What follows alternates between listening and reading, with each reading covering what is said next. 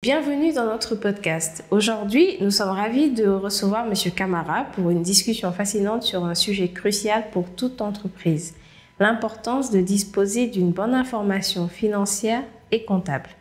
Alors, M. Camara, est-ce que vous pouvez vous présenter, s'il vous plaît? Je suis expert comptable de formation, donc j'ai 39 ans, je dirige le cabinet NKC Audit et Conseil depuis 10 ans.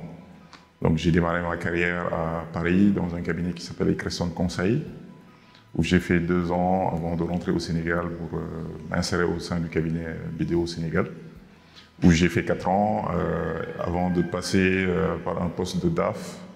Et puis depuis 10 ans, je dirige le cabinet NKC Audit et Conseil. Alors, pour commencer, pouvez-vous expliquer aux auditeurs et aux internautes pourquoi il est si important pour une entreprise de disposer d'une bonne information financière et comptable? Voilà, c'est hyper important. Donc, de nos jours, façon de disposer d'une bonne information financière et comptable, c'est primordial pour une entreprise de toute taille ou pour n'importe quelle organisation. Ça peut être un parti politique, ça peut être une fondation, ça peut être une association. C'est surtout un outil stratégique d'aide à la décision pour le dirigeant en premier lieu, souvent.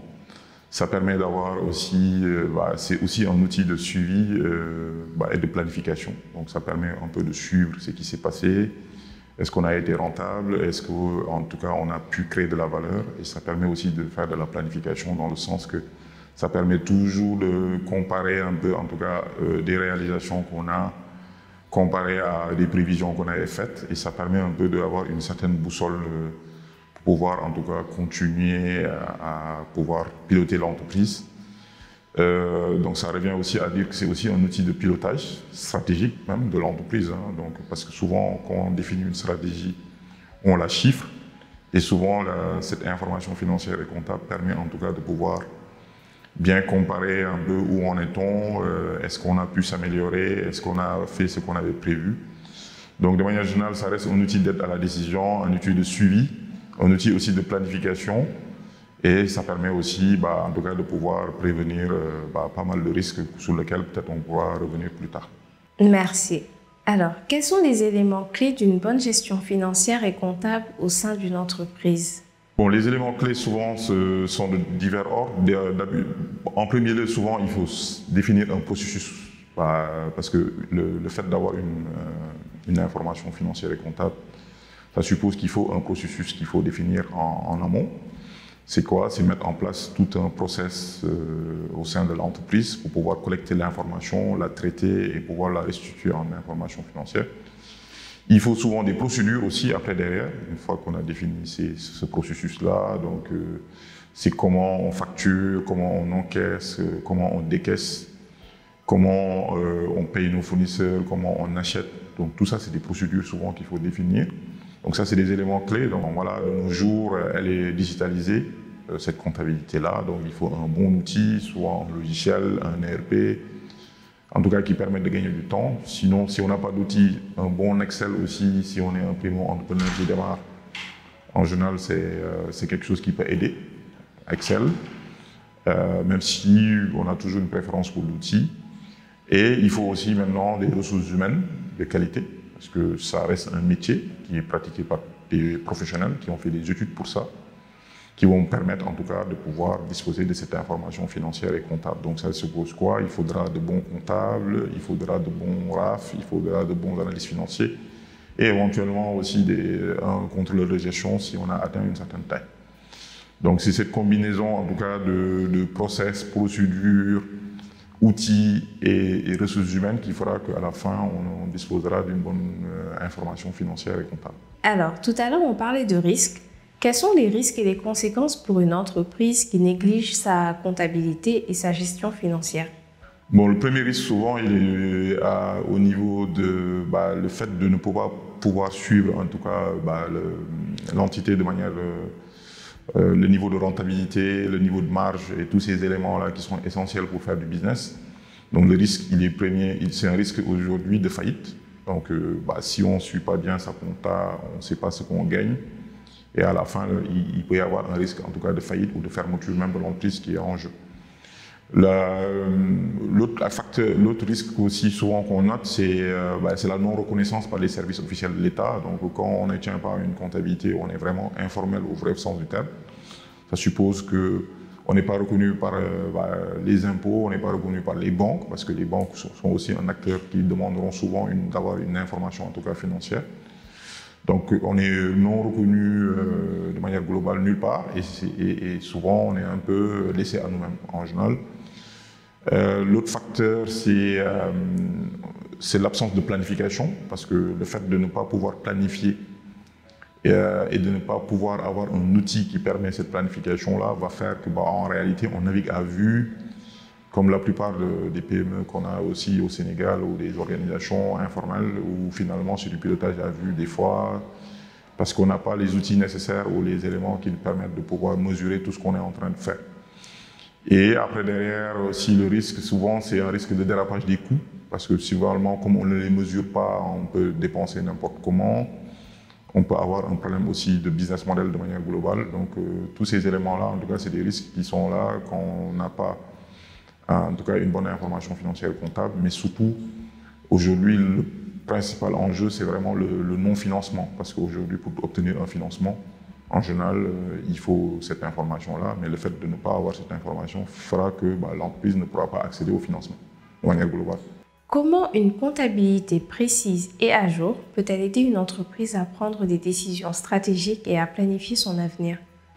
Déjà, ça lui permet souvent de pouvoir définir sa politique de prix de manière globale. C'est-à-dire qu'une fois qu'on a souvent une bonne comptabilité qui est précise, qui est à jour, ça permet de savoir en temps réel le niveau de charge qu'on a, les coûts qu'on supporte, et ça permet tout le temps de savoir quel est le niveau de rentabilité qu'on a, est-ce qu'on gagne de l'argent ou on ne gagne pas de l'argent, parce que c'est pas de la philanthropie. Quand on crée une entreprise, la vocation première, c'est quand même d'être rentable, c'est de faire du bénéfice, et c'est cette comptabilité précise qui permet en tout cas de pouvoir calculer cet élément de coût-là.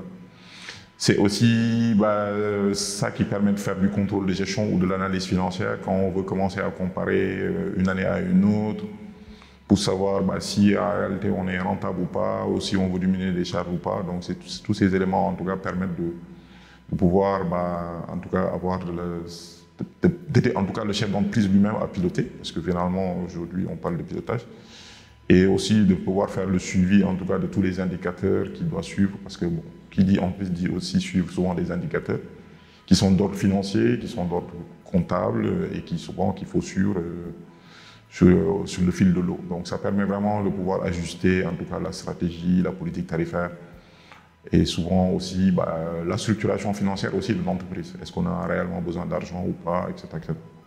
Donc c'est tous ces éléments réunis qui font que ce que cette précision en tout cas permet de pouvoir amener.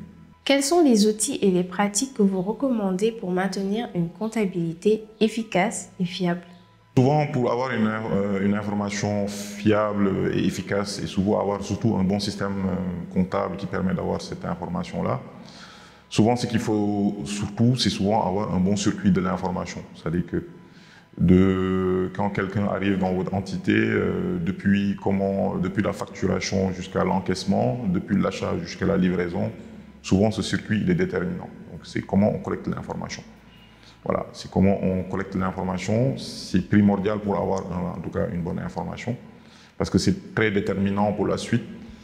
Bien qu'on a des outils, bien qu'on a des hommes, ce circuit permet en tout cas à ces deux parties prenantes de pouvoir travailler de façon efficace. Si vous êtes en retard, si vous avez du mal à collecter vos informations, en tout cas vous serez tout le temps en retard sur votre comptabilité de manière globale. Et quand vous êtes en retard, en général, vous n'allez pas prendre les bonnes décisions au bon moment, de manière globale. Parce que souvent, nous on le voit ici au Sénégal, souvent les gens sont tout le temps en retard de compta de 2 mois, 3 mois, 4 mois. Où on est au mois de septembre, souvent on a les reportings que du mois de mars. Donc finalement, les prises de décision sont tardives. Comme on a du mal à avoir des choses en temps réel, et finalement on prend des mauvaises décisions qui souvent impactent l'entreprise sur la durée. Existe-t-il des défis courants auxquels les entreprises sont confrontées en matière de gestion financière et comptable, et comment peuvent-elles les surmonter? Les défis souvent que les gens ont, déjà c'est un défi de ressources humaines. Donc souvent les organisations ont du mal souvent à recruter un comptable de manière globale, ou bien trouver en tout cas le bon comptable. Voilà, parce que souvent, pour les PME qui ont une certaine taille aussi, ils ont du mal souvent à trouver un responsable administratif et financier, qui commencent à être des compétences qui peuvent être plus ou moins rares sur le marché. Donc le défi est d'abord RH, c'est trouver en tout cas les hommes qui vont animer en tout cas ce département qui va produire cette information-là. Le deuxième défi souvent c'est lié à l'outil. Souvent les gens ont des soucis pour obtenir un bon outil. Voilà, est-ce que finalement c'est un Change, est-ce que c'est un Odoo, est-ce que c'est un SAP? Le choix de l'outil n'est pas évident pour quelqu'un qui n'est pas du domaine. Donc souvent les gens ont du mal à savoir quel est l'outil qui est approprié pour pouvoir en tout cas produire cette information-là. Le troisième défi, c'est lié à l'informalité, le fait que le secteur, les parties prenantes au Sénégal en général sont assez informelles. Donc on a du mal à souvent avoir des factures au Sénégal de manière globale ou des justificatifs pour certaines opérations. Donc si on est dans des secteurs qui sont assez informels parce que les fournisseurs sont informels, ceux qui travaillent autour de vous sont informels, forcément vous aurez du mal aussi vous à produire une certaine information financière et comptable de qualité. Donc plus l'économie sera formelle, plus aussi le circuit de l'information sera fiable. Donc ça c'est aussi un défi souvent que nous tous on rencontre dans nos organisations. Un autre défi c'est la digitalisation, c'est le fait de passer du papier en tout cas à quelque chose d'assez électronique. On est dans un environnement où la facture papier est toujours très présente, donc l'autre défi peut-être dans les années à venir c'est d'aller vers en tout cas une certaine digitalisation qui va permettre de basculer sur une compta plus électronique, le fait de disposer des informations de façon électronique, comme en Europe où on parle de facture électronique où là le papier est banni. Donc c'est un peu les défis qu'on a dans les années à venir. Bon, donc ça va être plus ou moins tout ce qui est RH, tout ce qui est outils, tout ce qui est digitalisation et surtout le circuit de l'information au sein des entreprises. Quels conseils donneriez-vous aux entrepreneurs et aux dirigeants d'entreprises pour optimiser leur gestion financière et comptable?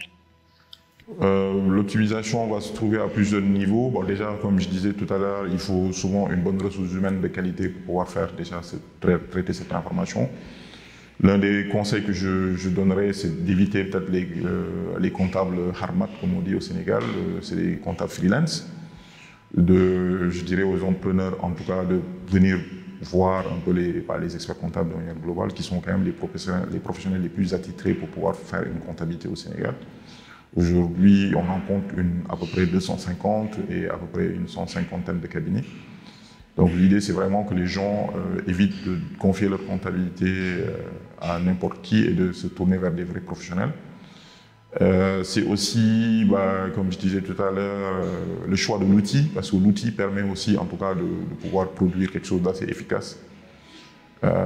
Donc ça, c'est éventuellement maintenant, après derrière, s'entourer aussi, avoir les bons conseils. Donc, ça veut dire que même si vous n'avez pas, en tout cas, un expert comptable en interne, avoir un bon conseiller financier qui serait capable de pouvoir, en tout cas, vous produire toutes les informations dont vous aurez besoin et vous donner les bons conseils au bon moment. Parce que ça, c'est important, parce que ça permet un peu de pouvoir piloter. C'est aussi organiser le circuit de l'information, comme on avait dit tout à l'heure.